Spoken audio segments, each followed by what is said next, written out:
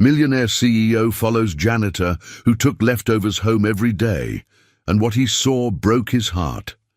Before anything else, if you're watching this from a place of struggle, know that you're not alone. Drop a heart below. Robert Blackwell stood at his office window on the 38th floor, watching the city lights flicker to life as dusk settled over Manhattan. At 64, he had everything money could buy: a corner office in the gleaming Blackwell Tower, a portfolio worth billions, and a reputation as one of the most ruthless business minds in America. Yet, tonight, like most nights, he would return to an empty penthouse apartment, eat a solitary meal prepared by his personal chef, and fall asleep watching financial news. He glanced at his watch, 8:17 p.m. The cleaning staff would be making their rounds now. For some reason, that thought caused him to pause. Robert had always prided himself on knowing everything that happened in his company, Blackwell Innovations, but lately he'd begun to realize how little he knew about the people who actually kept the place running. Robert gathered his belongings and headed toward the elevator. As he passed the executive lounge, he noticed someone inside. Through the partially open door, he caught sight of an older man in a grey uniform, carefully packaging leftover sandwiches and pastries from that afternoon's board meeting. The man worked methodically, wrapping each item in napkins before placing them in a paper bag.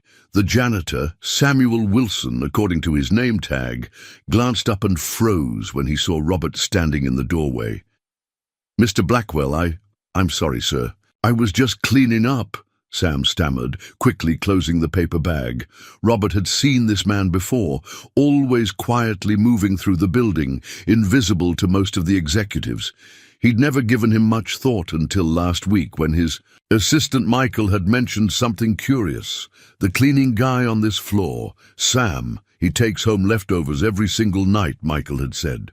Been doing it for years. Now, looking at the nervous man before him, Robert felt a surge of curiosity mixed with suspicion. "It's fine," Robert said, his voice measured. "That food would just go to waste anyway." Relief washed over Sam's weathered face. "Thank you, sir. I appreciate that." Robert nodded and continued toward the elevator.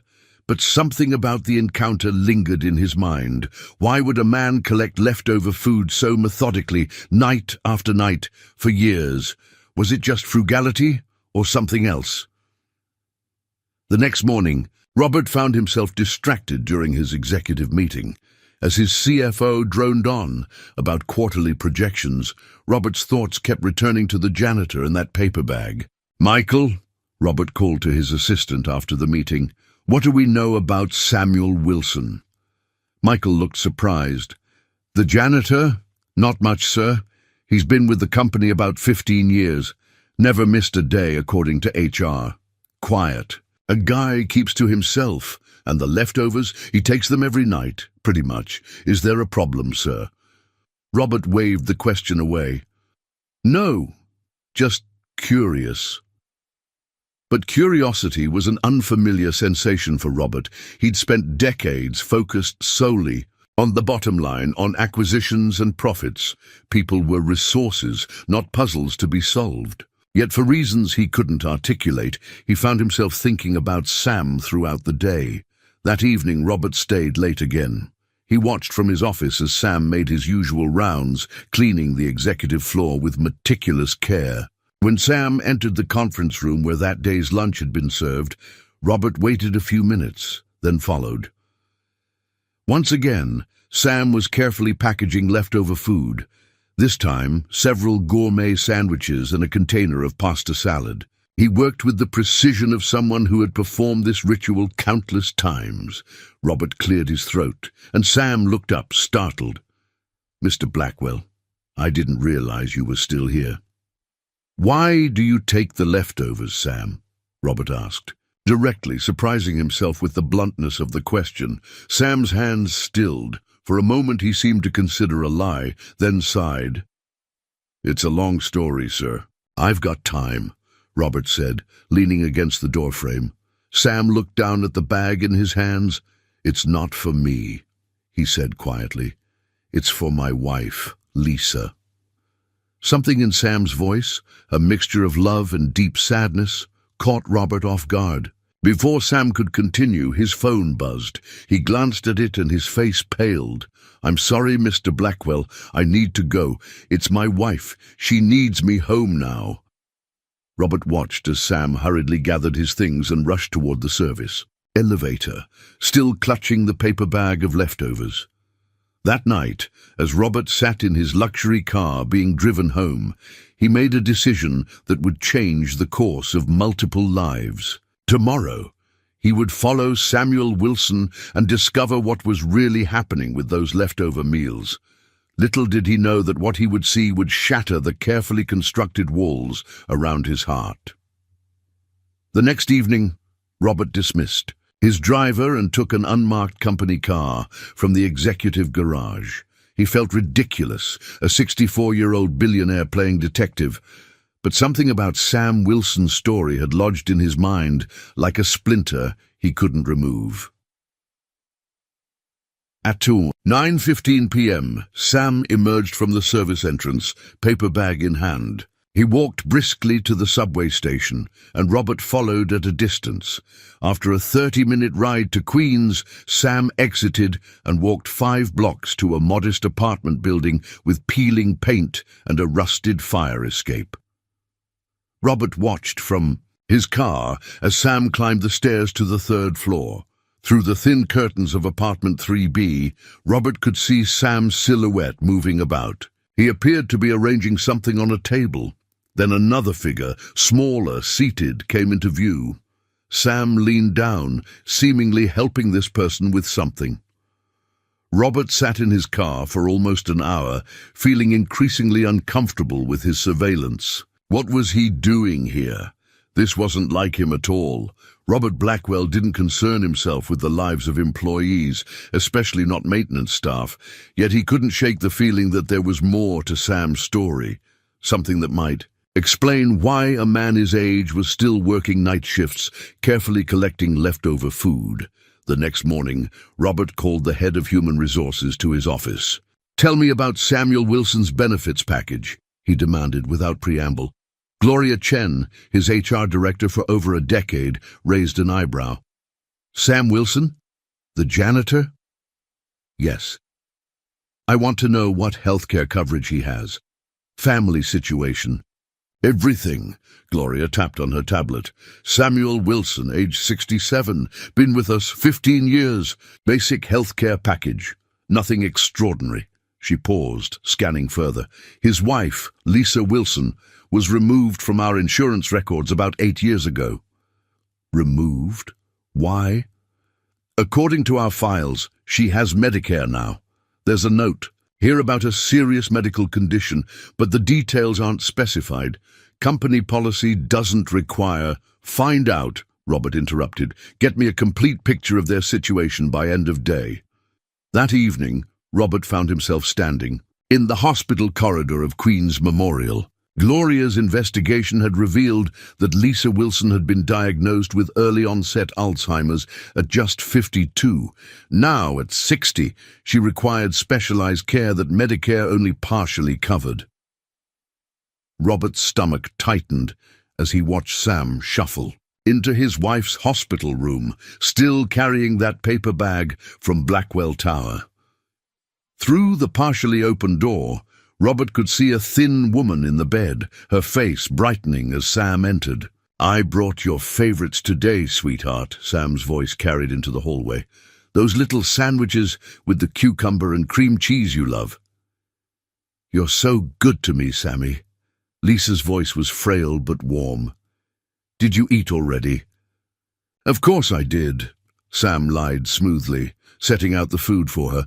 Robert watched as Sam tenderly helped his wife sit up, placing a napkin on her lap with the care one might show a child.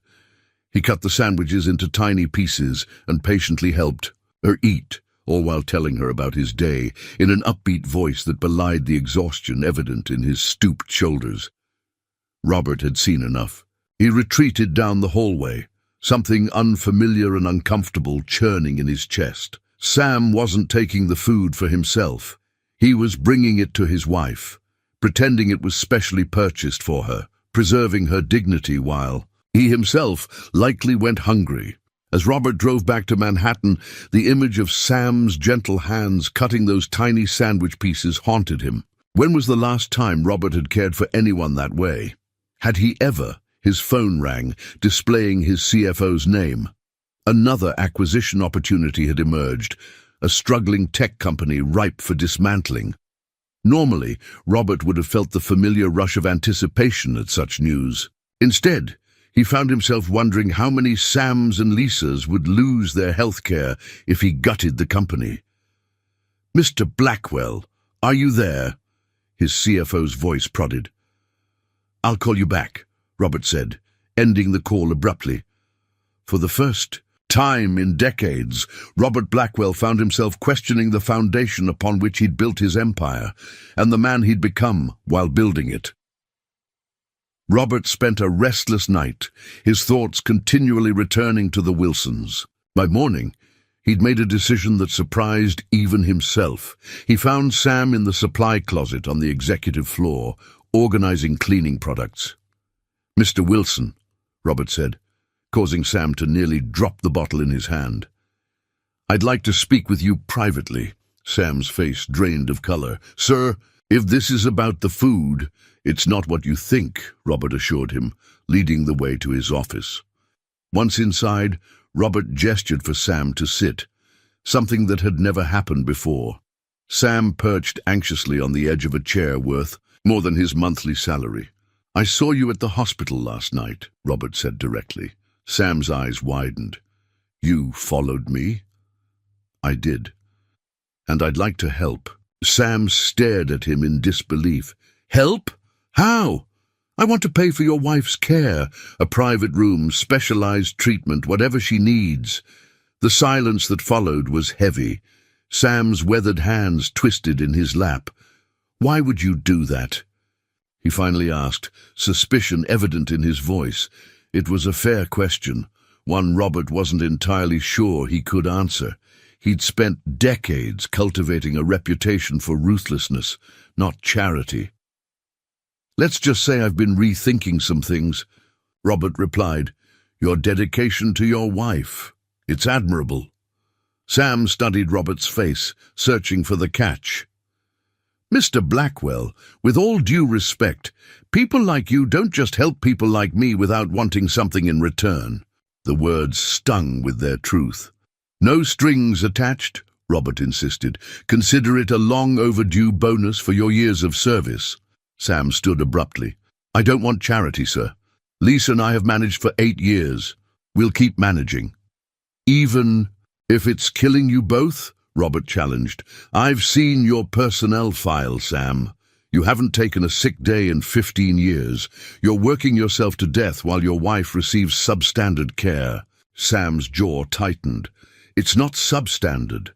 The nurses at Queen's Memorial are angels, but they're understaffed and underfunded. Lisa could be getting better treatment." "We don't take handouts," Sam said firmly, moving toward the door. "Then, how about a deal?" Robert called after him. "Work for me personally, not as a janitor, as a consultant." Sam turned back, confusion written across his face. "Consultant? For what?" Robert improvised quickly. "Employee welfare. You understand this company from the ground up in ways I never could. Help me see Blackwell. Innovations through your eyes. And in exchange, you and Lisa get comprehensive health care, the best specialists, a private nurse if needed." Sam's expression shifted from suspicion to cautious hope. "You're serious?" "Completely. 1 hour of your time each day. You tell me what really happens in this building when I'm not looking." Sam considered this for a long moment. "Lisa's doctor mentioned an experimental treatment program. Medicare won't cover it. Consider it done," Robert said. "We can start the paperwork today." Something changed in Sam's posture, a slight straightening of his shoulders, as if a crushing weight had been momentarily lifted. "I'll need to think about it," he said, "and discuss it with Lisa if she's having a good day." "Of course," Robert nodded. "Take all the time you need." After Sam left, Robert sat motionless at his desk. What had he just done? This impulsive offer went against every business principle he'd ever followed. Yet somehow it felt more important than any deal he'd ever made. That evening, as Robert packed up to leave, his private elevator opened to reveal Michael, his assistant, looking uncharacteristically hesitant. "Sir, there's something you should know," Michael said, "about Samuel Wilson." "What is it?" Robert asked.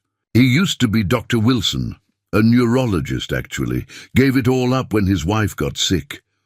Robert felt as if the air had been knocked from his lungs. "A doctor? Sam was a doctor?" Michael nodded. "One of the best in his field, according to what I found. Specialized in neurodegenerative diseases. Ironic, considering." The revelation hit Robert like a physical blow. The gentle hands that now scrubbed toilets and mopped floors had once performed delicate brain surgeries. The man who carefully wrapped leftover sandwiches had once been at the forefront of his field. "Why didn't he tell me?" Robert murmured. "Would it have mattered before yesterday?" Michael asked quietly. The following afternoon, Robert received a text from an unknown number. "Lisa is having a good day. We can talk. 7 p.m. Queen's Memorial." Robert cancelled his dinner meeting with Japanese investors without hesitation. By 6:45, he was walking down the sterile hallway of the hospital's long-term care wing, feeling oddly nervous. He found Sam sitting beside Lisa's bed, holding her hand. The room was small but neat, with a few family photos and a vase of fresh daisies on the windowsill.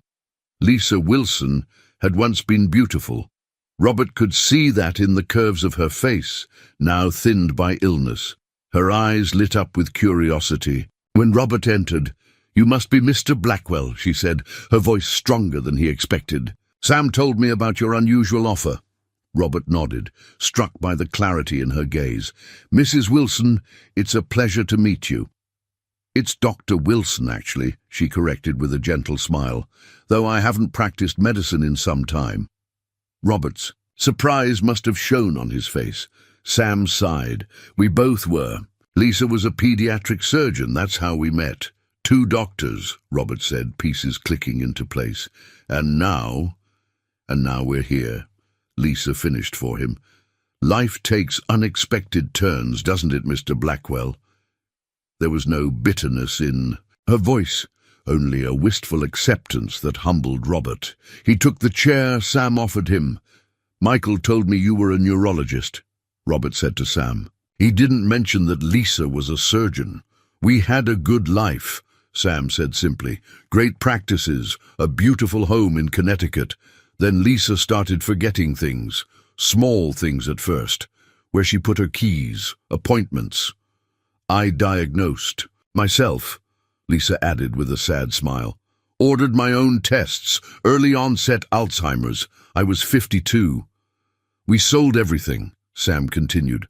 "The house, cars, investments, put it all into experimental treatments. None of which worked," Lisa sighed, "and then the money ran out."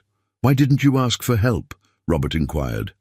"Surely your colleagues—" "We did," Sam's voice hardened. "For a while, but there's only so long people will support what looks like a lost cause."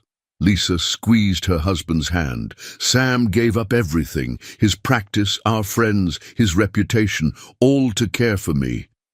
I took the janitor position because it offered health insurance," Sam explained.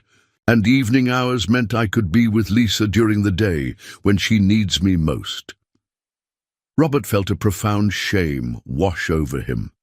For 15 years, this brilliant doctor had cleaned his office, emptied his trash, and silently endured, while Robert had never once looked him in the eye or learned his story. "The experimental treatment program," Robert said.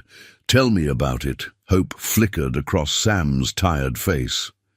"It's a new approach using targeted immunotherapy. Early results are promising for slowing progression in cases like Lisa's. It's extremely expensive," Lisa added, "and considered too experimental for Medicare." "Cost isn't an issue," Robert assured them. "If you're willing to try it, I'll make it happen." Lisa studied him with the penetrating gaze of someone accustomed to reading people. "Why are you doing this, Mr. Blackwell? Sam says you've never spoken more than 2 words to him in 15 years. It was the question Robert had been asking himself since this strange journey began. Why did he care so suddenly about these 2 people? "Because I need to," he answered honestly. "Because I've spent my life building wealth while ignoring its purpose." Lisa nodded, seemingly satisfied with his answer.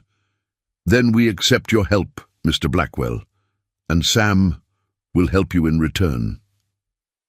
As Robert left the hospital that night, he felt lighter somehow. For the first time in years, perhaps decades, he had made a decision based not on profit or strategic advantage, but on a simple human connection. His phone buzzed with messages from investors and board members, all demanding his attention for matters that suddenly seemed trivial. Robert silenced the device and drove home in contemplative silence. Tomorrow he would begin seeing his company, his life's work, through the eyes of a man who had sacrificed everything for love. The thought was both terrifying and strangely exhilarating.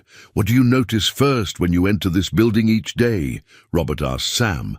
It was 7 a.m. and they were sitting in Robert's office. This was their first official consultation, though Robert wasn't entirely sure what he expected to gain from it. Sam considered the question. "The contrast," he finally said, "between the lobby, all that marble and glass, and the break room where the maintenance staff eats lunch. Same building, different worlds." "Explain," Robert prompted, genuinely curious. "Your lobby cost millions to design, with that waterfall wall and Italian marble. But the break room where Maria, who's cleaned this building for 20 years, eats. Lunch has broken chairs and a microwave from 2005, Robert frowned. He'd never set foot in the staff break room. "The executive floor has fresh orchids delivered weekly," Sam continued. "That's Jenny's job. She's worked here 12 years. She waters the plants at 5 a.m. before anyone arrives. She has arthritis. So bad she can barely hold the watering can some days, but she's afraid to ask for time off for a doctor's appointment." "Why?" "Because Carmen was fired last year after missing work for her son's asthma attack. At least, that's what everyone believes." Robert's frown deepened. "That can't be right. We have policies. Policies on paper and practices in reality are often different things, Mr. Blackwell." For the next hour, Sam painted a picture of Blackwell Innovations that Robert had never seen before. A parallel company where maintenance workers shared prescription medications because they couldn't afford their own, where administrative assistants worked through lunch to avoid falling behind, where janitors like Sam collected leftover food to supplement meager salaries. "I had no idea," Robert said when Sam finished. "Of course you didn't," Sam replied without accusation. "You've never had to." That afternoon, Robert cancelled his meetings and did something unprecedented. He toured his own building incognito, dressed in maintenance coveralls borrowed from Sam. What he saw confirmed everything Sam had described. He witnessed a security guard soaking his swollen feet in a bucket of ice water during his break, an administrative assistant quietly crying in the supply closet after being berated by an executive. The break room, with its broken chairs and ancient appliances. By the time he returned to his office, Robert was both shaken and resolute. He immediately called Gloria from HR to his office. "We need to make some changes," he announced without preamble. Gloria looked startled. "What kind of changes, sir?" "Everything. Healthcare, paid leave, working conditions." Robert pushed a handwritten list across his desk. "Start with these." Gloria scanned the list, her eyes widening. "Mr. Blackwell, these changes would cost millions annually. I'm aware. The board will never approve." "I don't need their approval," Robert cut her off. "Set up a discretionary fund from my personal accounts. This stays between us for now." After Gloria left, Robert sat in silence, watching the sun set over the city. For decades, he'd viewed Blackwell Innovations as his greatest achievement. Now, he wondered if it might also be his greatest failure. That evening, he visited Lisa again. She was having another good day, and the three of them played cards for an hour. Robert found himself laughing genuinely for the first time in years at Lisa's dry wit and Sam's understated humor. As he was leaving, Lisa called him back. "Robert," she said, using his first name for the first time. "Whatever Sam is showing you, really, see it. Don't just look. I'm trying," he promised. "Good, because I think you needed Sam as much as we needed you." Her words followed Robert home, echoing in his mind as he entered his empty penthouse. On an impulse, he opened his laptop and began searching for information on early-onset Alzheimer's. He read medical journals until dawn, trying to understand the disease that was stealing Lisa's brilliant mind piece by piece. What he discovered both devastated and galvanized him. The treatment program Lisa and Sam pinned their hopes on was promising but far from certain, and beyond that specific program, research funding for Alzheimer's had been cut dramatically in recent years. Robert closed his laptop as the sun rose. Over Manhattan, an idea was forming, one that went far beyond helping a single couple. But first, he needed to understand more about the man who had unwittingly begun to transform his worldview.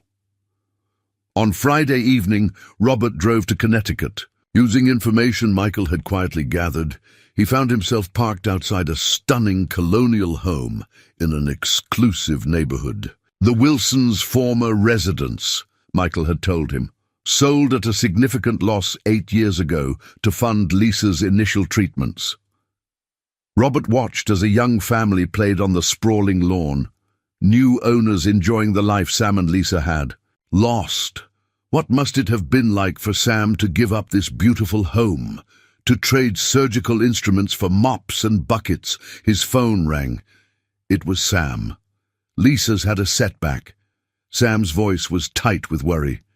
"She didn't recognize me this morning. The doctors say it might be temporary, but I'm on my way," Robert said immediately. At the hospital, Robert found Sam sitting in the hallway outside Lisa's room, his face buried in his hands.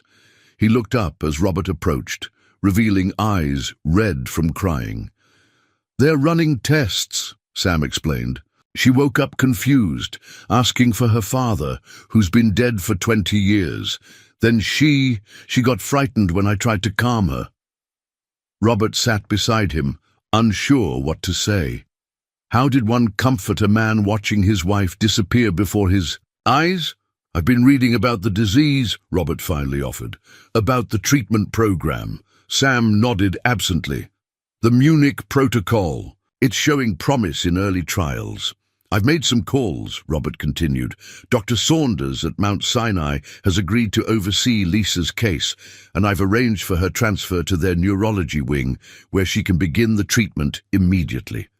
Sam stared at him in disbelief. "Mount Sinai? But the waiting list for the protocol is months long."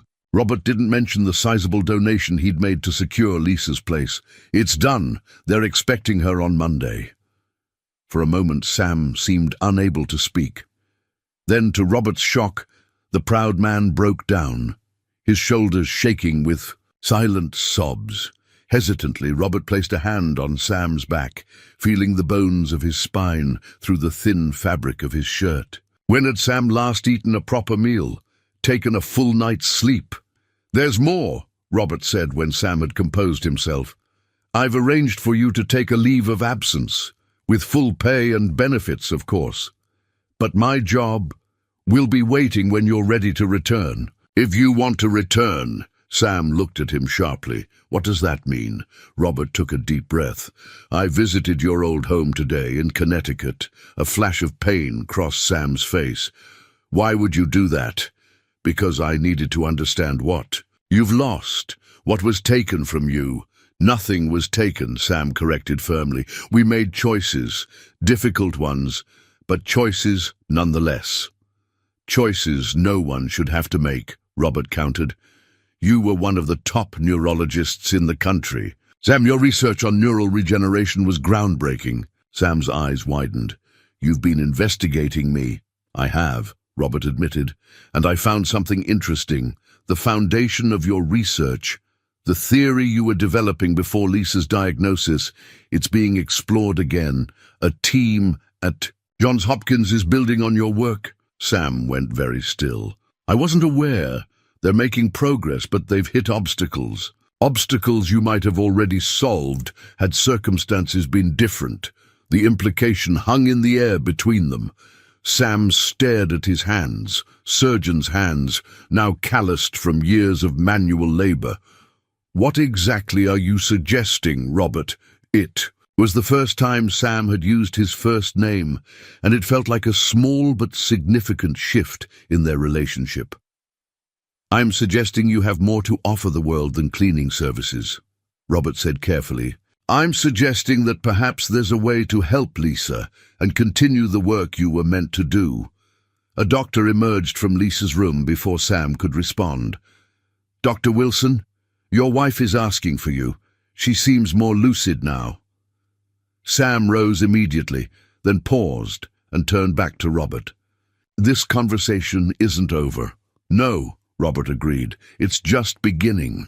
As Sam disappeared into Lisa's room, Robert remained in the hallway, contemplating the magnitude of what he was considering, not just helping one couple, but potentially changing the trajectory of Alzheimer's research, and in the process redefining his own legacy.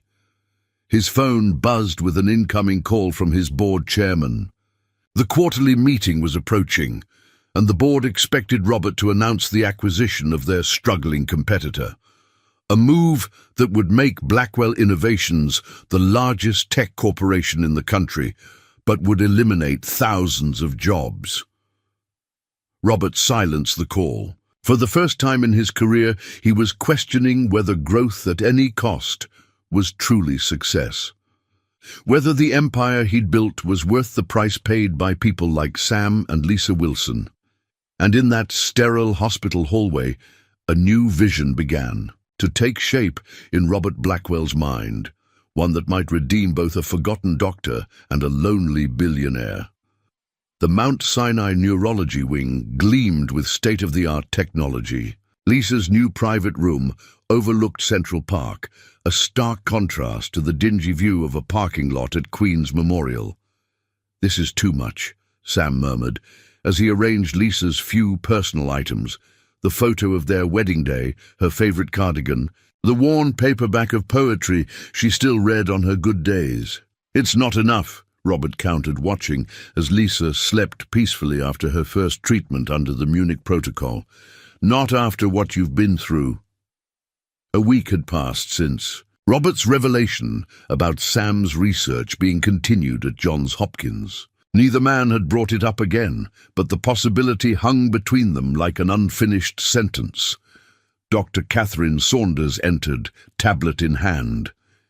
In her 50s, with steel-grey hair and keen eyes, she was one of the country's leading Alzheimer's specialists, Dr. Wilson. She greeted Sam with professional courtesy before acknowledging Robert with a nod. Mr. Blackwell. How is she responding? Sam asked immediately. It's early, but her biomarkers are showing promising changes, Dr. Saunders reported.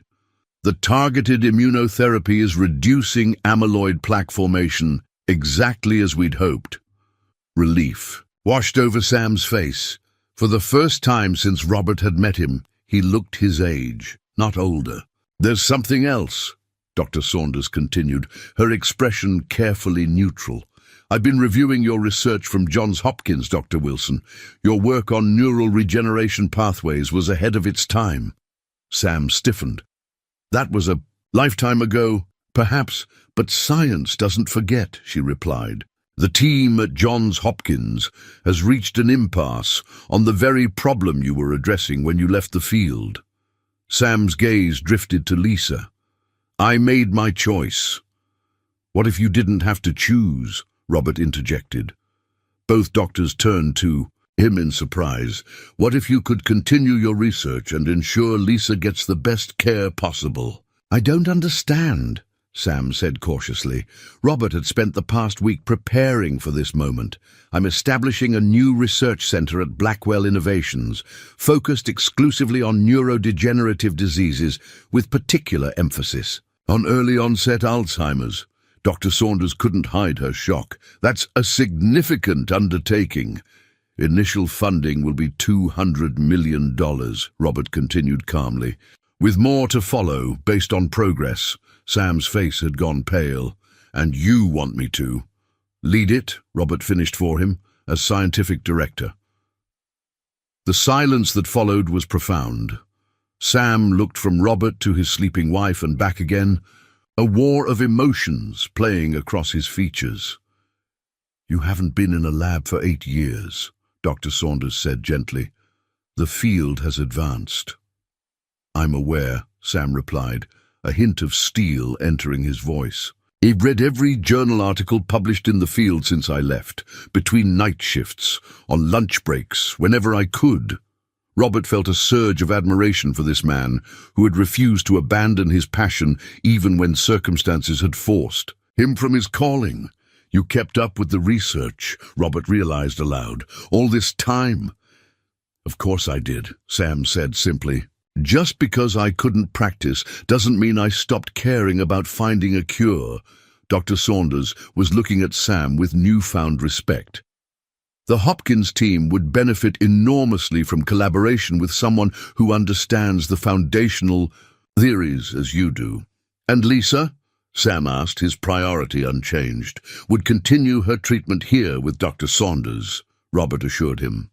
With a private nurse to assist when you're working, every resource would be available to her. Sam moved to the window, looking out at the city spread before him. When he turned back, his expression had changed, the weary resignation replaced by something Robert hadn't seen before, hope. If, and it's a big if, I were to consider this, I would need complete autonomy over the research direction. No corporate interference, no pressure for patents or profitable applications. Agreed, Robert said without hesitation, and I would need to bring in my own team, people I trust who share my vision. Of course. Sam studied Robert intently. Why are you really doing this? The truth, Robert. Robert had asked himself the same question repeatedly over the past weeks. The answer had come to him in the pre-dawn hours, as he sat alone in his vast penthouse watching the city wake below. Because I've spent my life building things that won't last, he said honestly. You and Lisa have shown me what truly matters. This research center, it could help thousands of people like Lisa. It could be something real, something meaningful. Sam held his gaze for a long moment, then nodded slowly. I'll need to discuss it with Lisa on a good day. Of course, Robert agreed. Take all the time you need.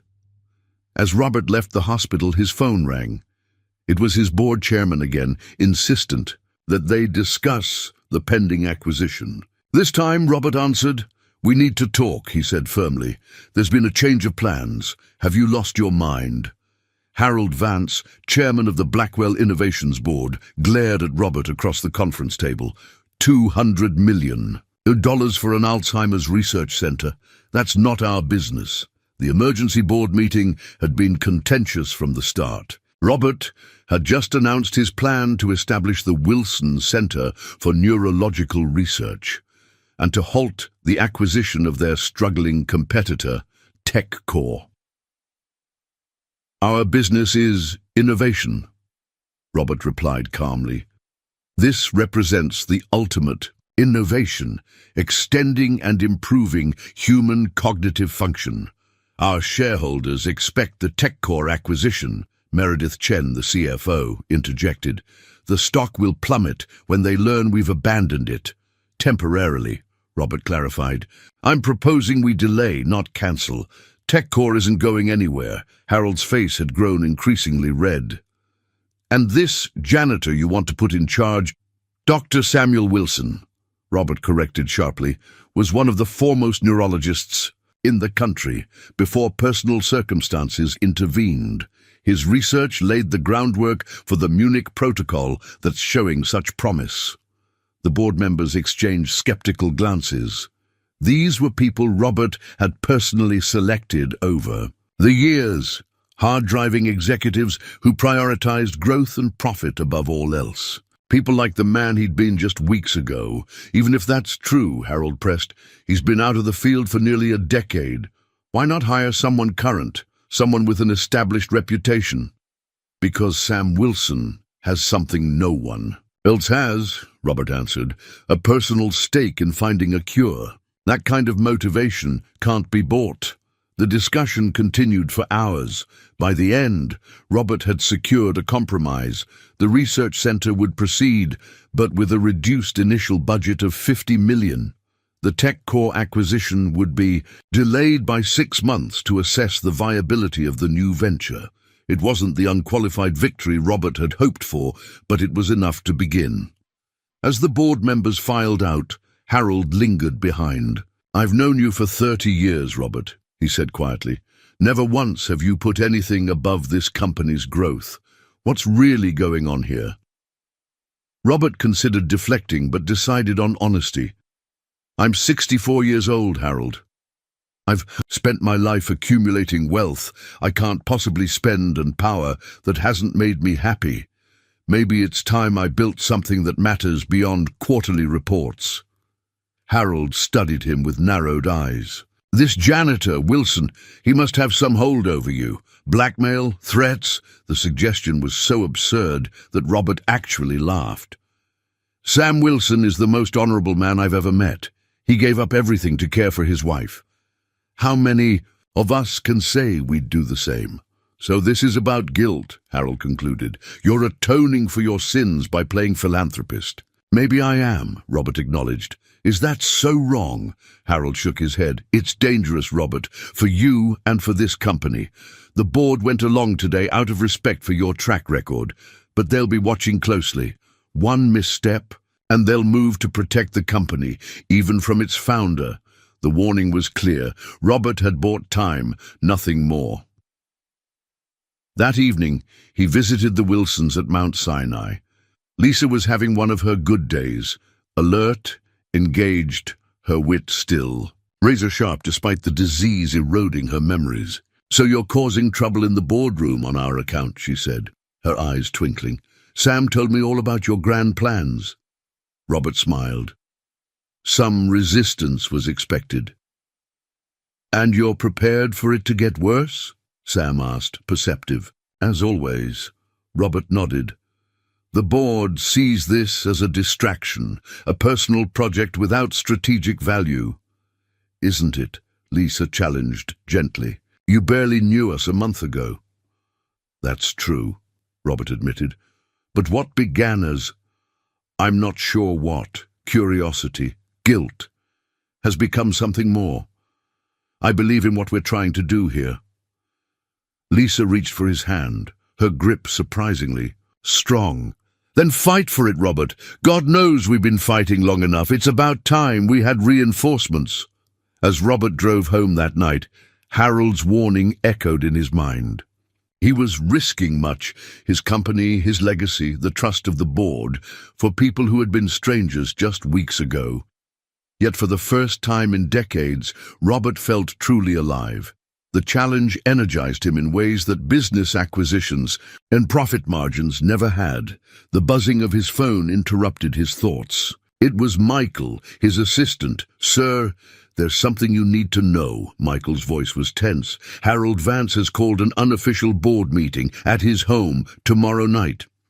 "I wasn't informed," Robert said, though he wasn't surprised. "You weren't meant to be," Michael replied. "I only know because my cousin works for Meredith Chen. They're discussing contingency plans, sir. In case you—" He hesitated. "In case I what, Michael?" "In case you become a liability." The Wilson Center for Neurological Research was taking shape. Robert had secured a floor in the Blackwell Towers research wing and expedited renovations. Equipment was being installed, and a team of scientists, hand-selected by Sam, was assembling. Despite the board's machinations, Robert pushed forward with characteristic determination. He divided his time between running Blackwell Innovations and overseeing the center's development, working 16-hour days with renewed energy. Sam, too, had transformed. As equipment arrived and lab spaces were prepared, the stooped janitor gradually straightened, revealing the commanding presence of Dr. Samuel Wilson, neuroscientist. He spoke with increasing confidence, directing contractors with the same precision he had once employed in the operating room. Today, they were interviewing the final candidate for the research team, Dr. Maya Patel, a brilliant young neurologist, whose work on protein misfolding had caught Sam's attention. "Your paper on tau protein aggregation was remarkable," Sam told her after she'd completed her presentation. "Particularly your approach to preventing the initial misfolding cascade." Dr. Patel looked startled. "You've read my work?" "Every word," Sam confirmed. "Multiple times." Robert watched their interaction with satisfaction. This was what he'd envisioned, Sam reclaiming his place in the scientific community, bringing his unique perspective to bear on the disease that had derailed his life. "May I ask a personal question, Dr. Wilson?" Maya ventured after they'd discussed her potential role. Sam nodded cautiously. "I attended a lecture you gave at Johns Hopkins 10 years ago on neural regeneration pathways. It changed the direction of my research entirely." Sam's expression softened. "I remember that lecture, one of my last." "Everyone wondered what happened to you," she continued. "Rumors circulated, mental breakdown, ethical violations, secret government work. No one guessed you were."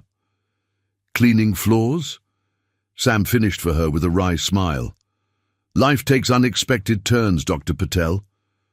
"But you're back now," she said, her admiration evident. "And I would be honored to join your team." After the interview, Robert and Sam walked through the half-completed lab spaces. Glass walls would soon separate research stations, and state-of-the-art equipment sat in crates waiting to be installed. "Dr. Patel is impressive," Robert observed. "You've assembled a strong team." "The best in their fields," Sam agreed. "People who care about the science, not just their careers." They paused at the large window overlooking Manhattan. In the distance, the spire of Mount Sinai Hospital was visible, where Lisa was undergoing her third treatment under the Munich protocol. "Any improvement?" Robert asked gently. Sam's expression was guarded. "Small signs. She remembered our anniversary date yesterday. First time in years." He hesitated. "But she forgot again this morning." Robert placed a hand on his shoulder. "It's early days." "I know." Sam took a deep breath. "The lab will be ready next week. We can begin preliminary work while the final equipment is calibrated." "And you're ready?" Robert asked. "To be Dr. Wilson again?"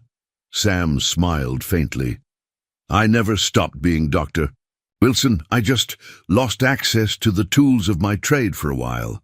As they continued their tour, Robert's phone buzzed with a text from Michael. "Vance making moves. Board vote scheduled for next week. Topic confidential." Robert slipped the phone back into his pocket without commenting. The board was accelerating their timeline, whatever it might be. He needed to secure the research center's future before they could act. "There's something we need to discuss," Robert said as they reached his office. "The board is concerned about our project." Sam's expression darkened. "Meaning they want to shut us down before we've begun." "They're trying," Robert acknowledged, "but I've taken steps to protect what we're building." He unlocked his desk drawer and removed a leather portfolio, sliding it across to Sam. "The Wilson Center for Neurological Research is now an independent non-profit foundation, fully funded for 10 years, regardless of what happens at Blackwell Innovations." Sam opened the portfolio, scanning the legal documents with widening eyes. "How did you manage this?" "I converted a portion of my personal holdings," Robert explained. "The Foundation owns this floor of the building, the equipment, everything. It can't be touched by the board or any future leadership of Blackwell. This must have cost—" "It doesn't matter what it cost," Robert interrupted. "What matters is that your work continues no matter what." Sam closed the portfolio, visibly moved. "You've thought of everything." "Not quite everything," Robert admitted. "There's still the matter of my continued leadership at Blackwell. The board is planning something, a vote of no confidence, perhaps." "Can they force you out?" "You're the founder. I'm still the majority shareholder, but they can make things difficult. Create divisions within the company, undermine initiatives, leak concerns to the press." Sam considered this. "So what's your plan?" For the first time in weeks, Robert looked uncertain. "I'm not sure there is one. I may have to choose Blackwell Innovations or the Research Center. After everything you've built, your life's work." Robert gazed out at the city, at the empire he'd created over decades of relentless ambition. "Perhaps it's time for new work, a new legacy." Before Sam could respond, Robert's phone rang. "Dr. Saunders from Mount Sinai." "It's Lisa," she said without preamble when Robert answered. "You both need to come immediately." They found Lisa in the intensive care unit, surrounded by medical equipment. Dr. Saunders met them at the door, her expression grave. "She had a severe reaction to the immunotherapy," she explained, "a rare complication called ARIA, amyloid-related imaging abnormalities. It caused brain swelling and microhemorrhages." Sam rushed to Lisa's bedside, taking her hand. She was unconscious, her breathing assisted by a ventilator. "Why wasn't I notified at the first sign of complications?" he demanded, the doctor in him emerging forcefully. Dr. Saunders' hesitation was brief, but noticeable. "The symptoms emerged suddenly, by the time we recognized what was happening." "That's not possible," Sam interrupted. "ARIA presents with headache, confusion, nausea, gradual symptoms that would have been apparent for hours before a crisis." Robert watched the exchange with growing unease. Something wasn't right. "Let me see her chart," Sam insisted. Dr. Saunders handed over her tablet reluctantly. Sam scrolled through the records, his expression hardening. She reported a severe headache at 9 a.m., confusion at 11, nausea and dizziness at noon. But the emergency response wasn't initiated until 3 p.m. He looked up, fury in his eyes. "Why?" Dr. Saunders's professional composure cracked. "I wasn't her attending physician this morning. Dr. Mercer was covering my rounds." "Where is he?" Sam demanded. "Sam," Robert interjected gently, "let's focus on Lisa right now. We can address the delays later." But Sam wasn't listening. He had continued scrolling through Lisa's records, his face paling further. "These aren't the standard Munich protocol dosages," he said quietly. "They're elevated, almost double what she should have received." Dr. Saunders looked stricken. "That can't be right." Sam thrust the tablet at her. "See for yourself. Someone increased her dosage 3 days ago, without documentation of the decision or consent." Robert stepped forward. "I want a full investigation, immediately, and I want Dr. Mercer in this room within the hour." As Dr. Saunders hurried out, Sam collapsed into the chair beside Lisa's bed, still clutching her hand. "I should have been here," he whispered. "I should have been checking her treatment records myself." "You couldn't have known," Robert tried to reassure him. "I'm a doctor," Sam said bitterly. "Her doctor. Monitoring treatment protocols is basic care. You've been establishing the research center at my insistence." Sam looked up, his eyes haunted. "That's what I wanted to believe, that I was doing it for Lisa, for other patients like her. But the truth is, I was doing it for me, because I missed being Dr. Wilson. I missed the respect, the purpose." His voice broke. "And now Lisa is paying the price for my ego." Robert started to protest, but was interrupted by the arrival of a young doctor, presumably Dr. Mercer. The man looked terrified. "Dr. Wilson," he began nervously, "I can explain why my wife received double the recommended dose of an experimental treatment." Sam's voice was dangerously quiet. "Why warning signs were ignored for hours? Please explain." Dr. Mercer swallowed hard. "I received instructions from administration to accelerate Mrs. Wilson's treatment schedule." "What administration?" Robert demanded. "Who specifically gave this order?" "I don't know," Dr. Mercer admitted. "The directive came through Dr. Saunders, but she indicated it originated from hospital leadership." "That's impossible," Robert said. "I've been personally overseeing Lisa's care plan. No changes were authorized." Dr. Mercer looked confused. "But the directive mentioned Blackwell Innovations specifically. It stated that as the financial sponsor of the treatment, the company had requested accelerated results." A cold feeling spread through Robert's chest. When exactly did this directive come through? 3 days ago. Tuesday morning. The timing was unmistakable. The day after the emergency board meeting. The day Harold Vance had begun making his moves against Robert. "Get out," Robert told Dr. Mercer, his voice shaking with rage, "and send Dr. Saunders back in. Now." When they were alone again, Robert turned to Sam. "I think I know what happened." Sam looked up, his expression hollow. "Someone used Lisa to get to you. To us. To the research center," Robert confirmed grimly. "By demonstrating the dangers of the Munich Protocol, they undermine the foundation of our research direction." "Who would do such a thing?" "My board," Robert said simply, "or more specifically Harold Vance. He warned me they would protect the company from what they see as my distraction."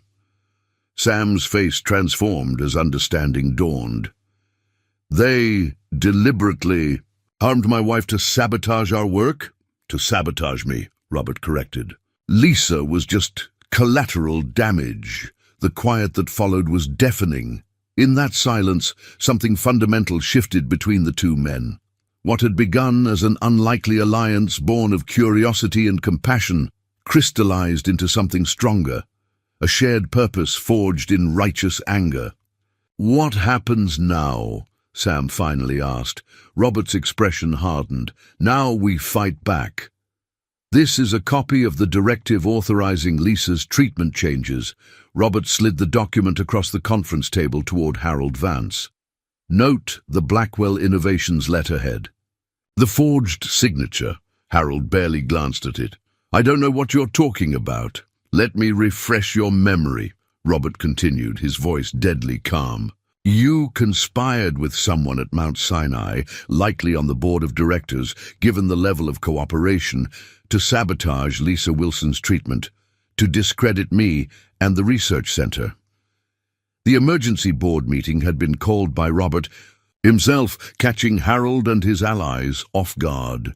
The entire board was present, watching the confrontation with varying degrees of shock and discomfort. "That's an outrageous accusation," Harold blustered. "You have no proof."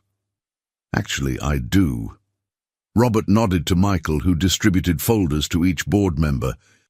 "Inside, you'll find documentation of communications between Harold and James Westfield, chairman of Mount Sinai's board, phone records, emails sent through private servers, and testimony from Dr. Mercer confirming the source of the directive." The board members opened their folders, murmurs of dismay spreading around the table as they reviewed the evidence. "This is manufactured," Harold insisted, though his face had gone pale. "A desperate attempt to maintain control." "What's desperate?" Robert countered, "is endangering a patient's life to protect your vision of this company's future." Meredith Chen, the CFO who had opposed Robert's plans from the beginning, looked up from her folder with genuine horror. "Harold, did you really do this?" "Of course not," Harold snapped. "Robert is unhinged. This fixation on his janitor friend and this research center, it's clearly affected his judgment." "My judgment is perfectly sound," Robert replied. which is why I've already sent copies of this evidence to the district attorney, the medical, licensing board, and the Securities and Exchange Commission. The color drained completely from Harold's face. You're bluffing. Try me. Robert's gaze was unwavering. Lisa Wilson nearly died, Harold.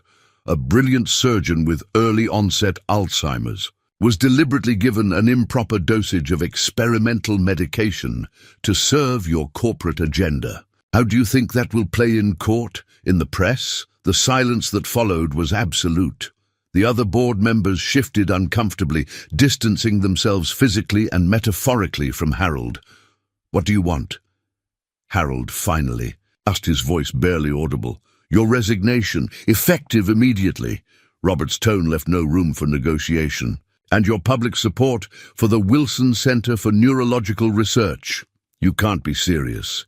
Dead serious, Robert confirmed. You'll issue a statement praising the initiative as Blackwell Innovations' commitment to medical advancement.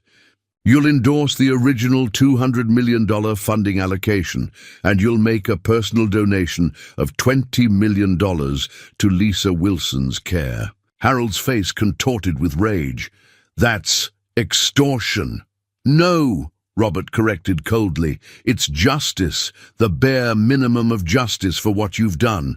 He turned to address the entire board. The vote you planned for next week, to remove me as CEO, is now off the table.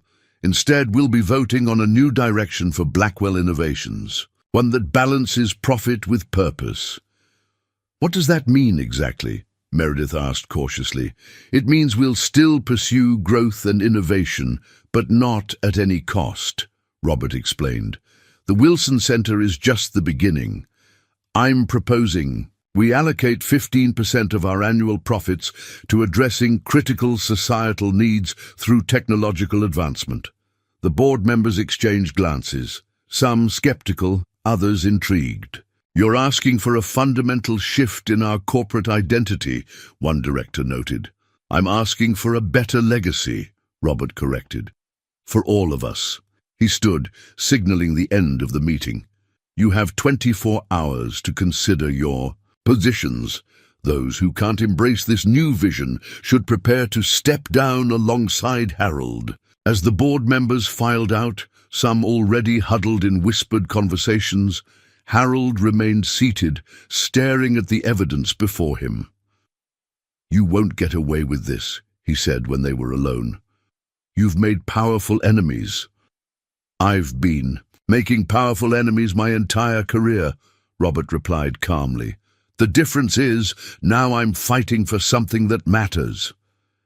Later that evening, Robert sat beside Lisa's hospital bed. She had regained consciousness, but remained weak, her recovery uncertain. Sam entered, looking exhausted but determined. The doctors say the swelling is subsiding. If the trend continues, she should stabilize within days.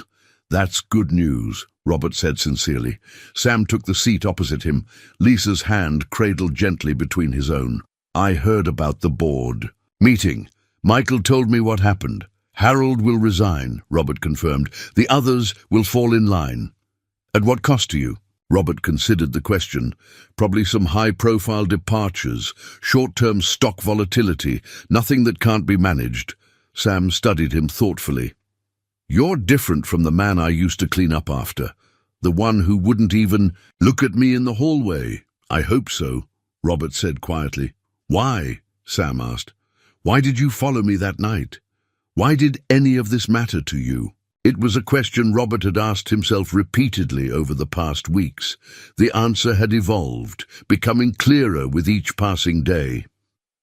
Because I recognized something in you, he finally said. A kind of integrity I'd forgotten existed. The kind that makes a brilliant doctor become a janitor to care for his wife. The kind I'd lost somewhere along the way. Lisa stirred, her eyes fluttering open. She looked disoriented momentarily, then focused on Sam with perfect clarity. Sammy, she murmured, you look terrible. Sam laughed, tears springing to his eyes. Thanks a lot. "You need to sleep," she insisted, her voice weak, but her mind evidently sharp. "Both of you." She included Robert in her gaze. "You can't save the world if you're exhausted."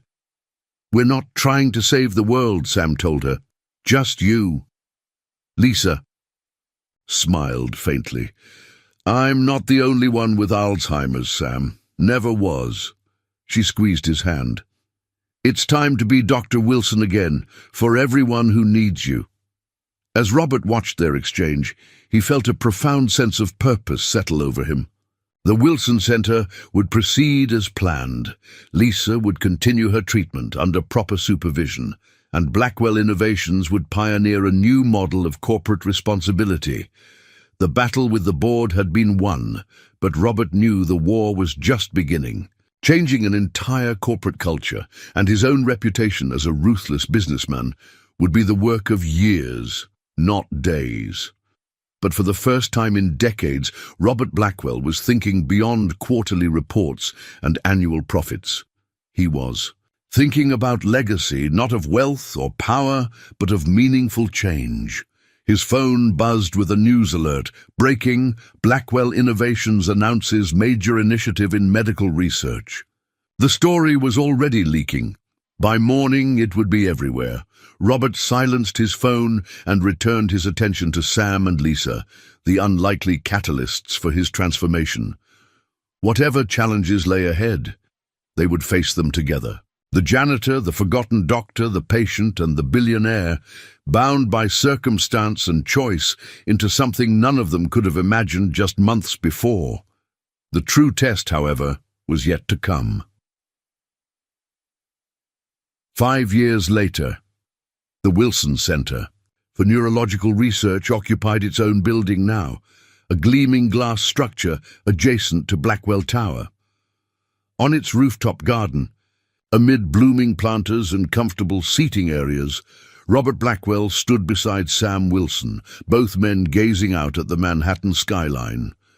5 years, Robert mused, leaning slightly on his cane, a concession to his recent knee surgery. At tire 69, he moved more slowly, but his mind remained sharp as ever. "Sometimes I can hardly believe it." Sam nodded, his once grey hair now completely white, but his posture straight and proud. "From janitor to research director. It still feels like someone else's life sometimes." The door to the garden opened, and Lisa Wilson emerged, accompanied by her nurse. At 65, she was thinner than she'd once been, but her eyes were bright and alert. She walked slowly but steadily toward the men. "There you two are," she called. "Hiding from your own celebration." Robert smiled, just taking a moment to reflect before the chaos begins. Today marked both the 5th anniversary of the Wilson Center and the formal announcement of their most significant breakthrough yet, a treatment protocol that had shown unprecedented success in halting the progression of early-onset Alzheimer's. Clinical trials had demonstrated a 68% reduction in cognitive decline, with some patients showing actual improvement in memory function. "The auditorium is filling up," Lisa informed them. "Every seat taken, standing room only. The governor just arrived, and I spotted at least 3 senators." Sam took his wife's hand. "How are you feeling today?" It was a question loaded with meaning. Lisa had been the first patient to receive their experimental treatment 2 years ago, after the Munich protocol had reached its limits. I remembered. "Our first date this morning," she answered with a smile. "The coffee shop near Johns Hopkins. You spilled your latte all over my medical textbooks." Sam's eyes widened. "You haven't recalled that in 12 years, she finished for him. "I know, it came back clear as day while I was getting dressed. The way you blushed when you tried to dry the pages with your sleeve." Robert looked away, giving them a moment of privacy as Sam embraced his wife. Emotion overwhelming him. Lisa's case had become the center's most compelling success story. Not a cure, not yet, but a remarkable stabilization followed by gradual recovery of long-lost memories. "We should head downstairs," Robert suggested after a moment. Michael will have a fit if we're late for the presentation. Michael, once Robert's assistant, now served as Chief Operations Officer for both Blackwell Innovations and the Wilson Center, a bridge between the corporate and research sides of what had become Robert's dual legacy. As they made their way to the elevator, Robert reflected on the transformation of the past 5 years. The battle with his board had ultimately resulted in a significant restructuring. Harold Vance had resigned in disgrace, facing both civil and criminal charges for his role in endangering Lisa's life. Several other directors had followed, unwilling to embrace Robert's new vision. Blackwell Innovations had initially suffered, stock prices dropping, key executives departing, competitors circling like sharks, sensing blood. But Robert had remained steadfast, hiring leaders who shared his commitment to balancing profit with purpose. The Wilson Center had become the flagship of this new approach, fully funded by Blackwell Innovations, but operated as an independent research foundation, with all discoveries made available to the global scientific community without patent restrictions. "Nervous about your speech?" Lisa asked as they rode the elevator down. Robert shook his head. Not nervous, just reflective. The truth was, Robert had been contemplating his own mortality lately. At 69, with no children or close family, he had been increasingly focused on what would outlive him. The speech he would deliver today would announce not just their medical breakthrough, but his most personal decision yet. The auditorium buzzed with anticipation as Robert took the stage, flanked by Sam and a team of researchers. Cameras flashed and live feeds broadcast the event. "Globally, 5 years ago," Robert began, his voice strong despite his age, "I followed a janitor who was taking leftover food from my company's executive lounge. What I discovered changed everything, not just for him or for me, but potentially for millions of people affected by Alzheimer's disease." He outlined the center's journey, from Sam's original theories developed decades earlier to their recent breakthrough, careful to credit each researcher by name, a practice he'd adopted to ensure no contribution went unrecognized. "Today, we announce the commencement of expanded clinical trials for Protocol WR7, he continued. "Early results suggest we may have found a way not just to slow Alzheimer's progression, but in some cases to partially reverse its effects." The audience erupted in applause. In the front row, Lisa wiped tears from her eyes, surrounded by other trial participants whose lives had been transformed by the center's work. "But there is another announcement I wish to make today," Robert continued when the applause subsided. "A personal one." The room quieted, sensing the gravity in his tone.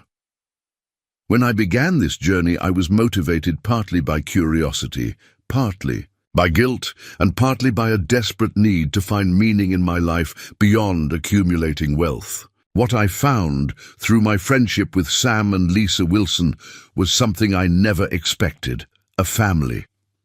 He paused, emotion momentarily overwhelming him. Sam stepped forward, placing a supportive hand on his shoulder. "Today, I am announcing the formation of the Blackwell Wilson Foundation, endowed with my entire personal fortune of $17 billion. Upon my death, this foundation will continue to fund the research center in perpetuity, while expanding its mission to address other neurodegenerative diseases and to ensure treatments are accessible to patients regardless of financial means." Gasps rippled through the audience. It was one of the largest charitable commitments in history. "Furthermore," Robert continued, "I am formally naming Dr. Samuel Wilson as my successor to oversee both the foundation and my majority stake in Blackwell Innovations." Sam's head snapped up in shock. They had discussed the foundation, but not this transfer of corporate power. In Sam, I have found not just a brilliant scientist, but a man of extraordinary integrity, someone who understands that true wealth lies not in what we acquire, but in what we give. There is no one I trust more to continue the work we've begun, As the audience rose in a standing ovation, Robert turned to Sam, whose expression reflected disbelief, gratitude, and a sudden weight of responsibility. "Why didn't you tell me?" Sam whispered. "Because you would have tried to talk me out of it," Robert replied with a smile. "I'm a doctor, not a CEO," Sam protested.